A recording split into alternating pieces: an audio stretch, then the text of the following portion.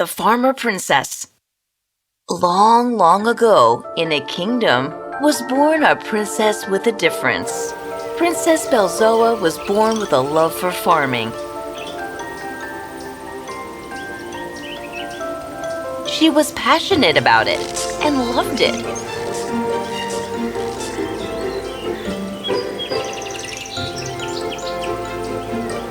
The queen thought it to be very cute, but the king didn't approve. Aw, she loves to grow things. Look at how dirty and unkempt she is. Is that the way for a princess to look? Get her out of there right now. I'll get her out of there myself.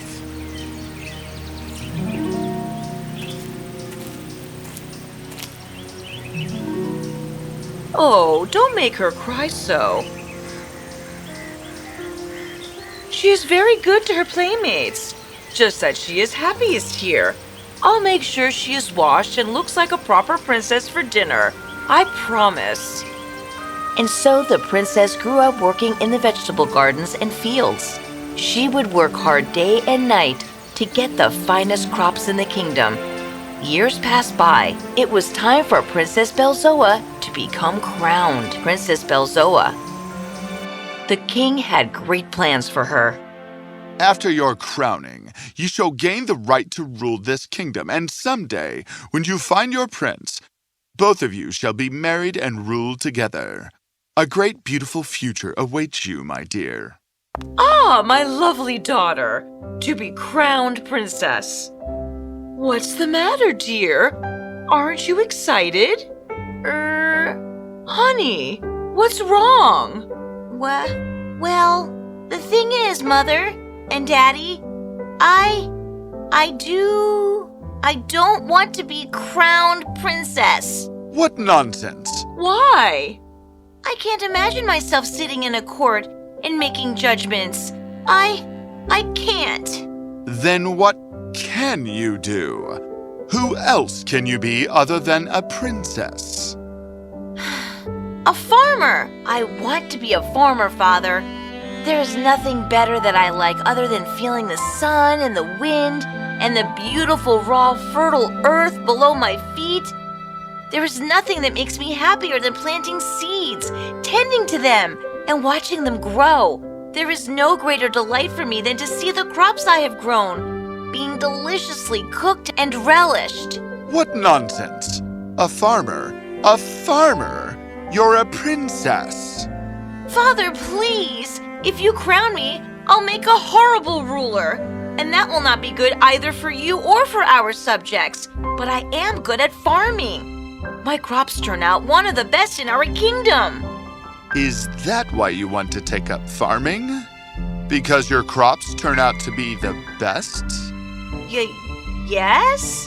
But I love farm. All right, Belzoa. I will give you an entire field of your own. Oh, Father, thank you. Thank you. Thank you. The princess worked really hard in the field. She did farming with so much love and compassion. She divided her field into several areas of different kinds of crops and vegetables. She even had her own kitchen garden where she would grow things for her food.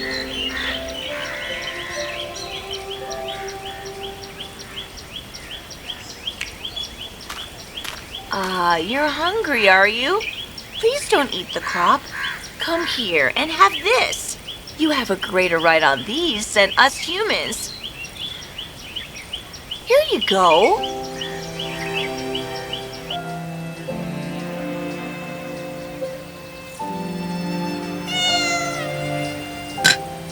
Aw, hungry? Here's fresh milk from my cow.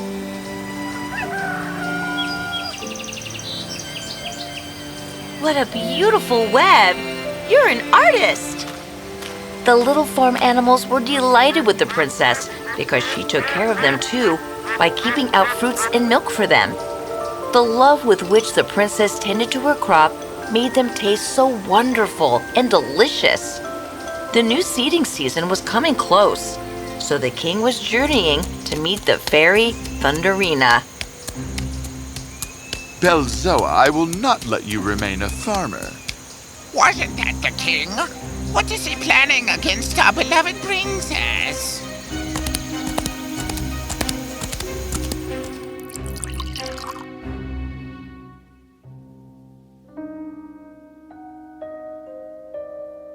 Remember, I had saved your life once, and you had promised to obey me whenever I needed your help?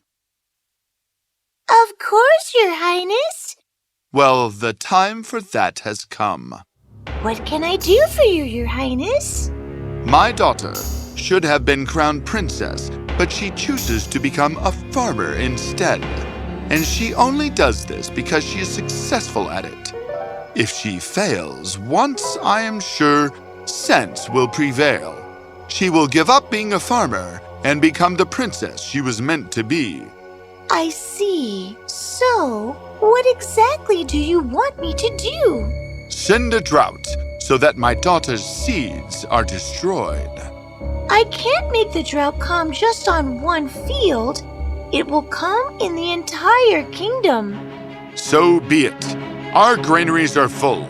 My kingdom can survive a drought. The parrot flew to Belzoa and told her everything. So the princess chose a patch of ground right next to the riverbed to sow her seeds. Hence, while the drought affected all other fields in the kingdom, the princess's crops grew healthy and strong. The king was very disappointed. He went back to the fairy. This time, too, the parrot followed him. My daughter's fields are so healthy and lush. I won't have it. For this sowing season, send a flood over the rivers so that her crop will be destroyed. The flood will affect all other fields too. Doesn't matter. We shall survive, but I shan't have a princess become a farmer. The parrot related everything to the princess. So, for the next sowing season, the princess planted her crops on the slope of the hill so that no floods could reach them, and the water would slide over the slopes of the hill and leave her crops safe. The king was exasperated.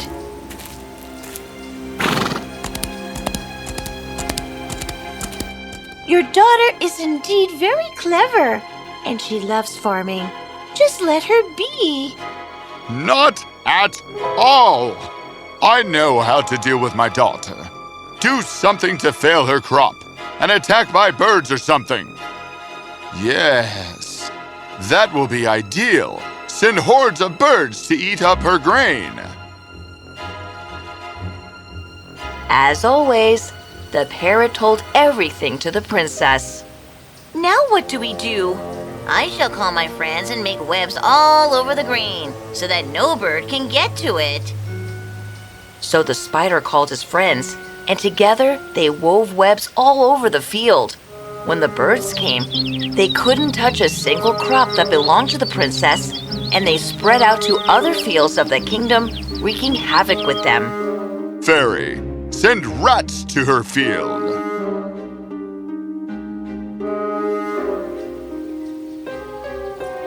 Don't worry, princess. My friends and I shall dig trenches all around your field to trap the rats. And the presence of me and my friends will scare them off. And as always, the princess's field was safer while the rats ruined crops in all the other fields of the kingdom.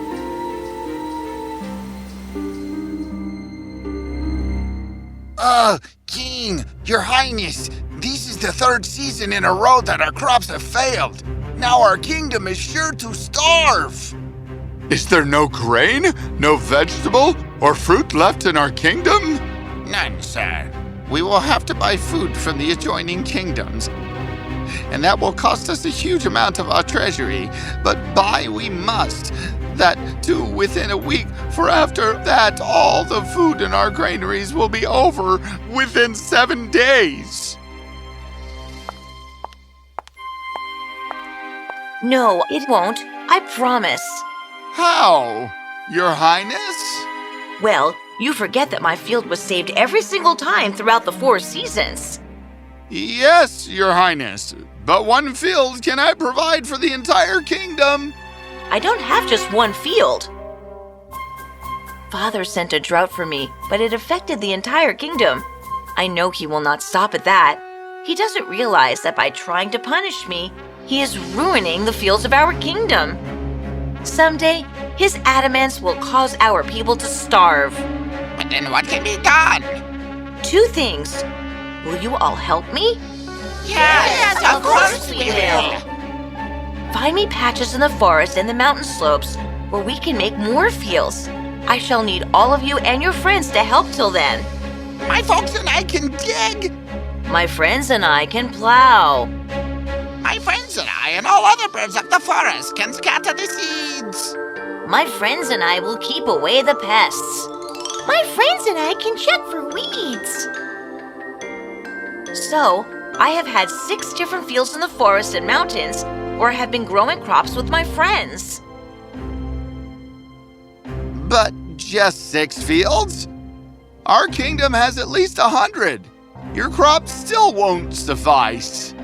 That brings me to the next thing I did. I spoke to the fairy.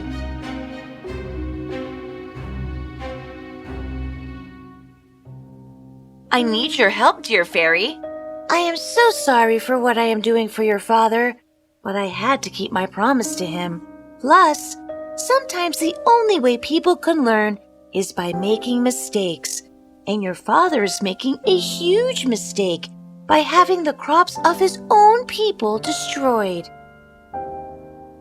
I just hope that by the time he realizes what a huge wrong he has been doing, it is not too late. That is why I must ask this favor of you. Tell me. I have 5 more secret fields in the forest and the mountains, but that much food will not be enough for the entire kingdom. Can you multiply the yield of my crop? You have no idea how happy it will make me to do that. From today, whatever crop you grow will be multiplied 100 times. So that when famine hits your father's kingdom, you will have plenty to feed your people with. Thank you! Thank you so much!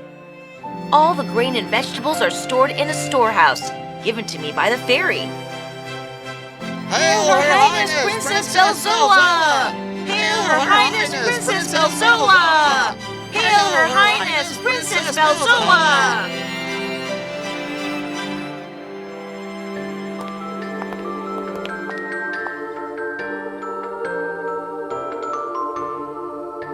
I am so sorry. As a farmer, you are a better ruler of this kingdom than I am as a king. I am so sorry, Belzoa. And I am so sorry, all of you.